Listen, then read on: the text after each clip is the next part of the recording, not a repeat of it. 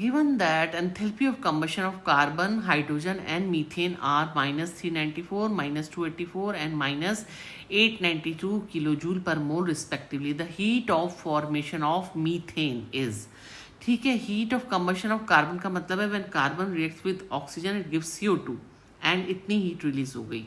इसी तरह से जब हाइड्रोजन गैस रिएक्शन करती है ऑक्सीजन से तो वाटर बनता है, और इतनी नहीं होती, ये 2 मोल हाइड्रोजन से हुई है, क्योंकि आपको जो दी है ना वो 1 मोल की दी है, 1 मोल हाइड्रोजन की।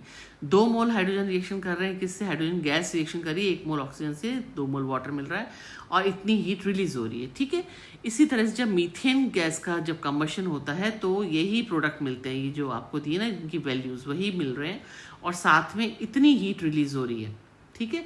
तो हमें बताना है कि हीट ऑफ फॉर्मेशन क्या होगा मीथेन का। यही रिएक्शन जब ऑपोजिट डायरेक्शन में चलेगी तो मीथेन मिल जाएगी, ठीक है। तो हम क्या करते हैं, इन दोनों एनर्जीज को जो रिलीज हुई है ना उनको एडअप कर देते हैं और उसमें से माइनस कर देते हैं, तो heat of formation of methane आ जाएगी, है ना। इतना डिफरेंस है ना एनर्जी में। भाई मीथेन के कंबशन में तो सिर्फ इतनी ही एनर्जी मिल रही है, लेकिन इसको, इस एनर्जी को और इसको प्लस करोगे तो क्या आएगा, -962। तो -962 में से जब माइनस करोगे आप 892 तो आपको -70 किलोजूल पर मोल, ये है enthalpy of formation of methane. Hope आपको समझ में आया होगा।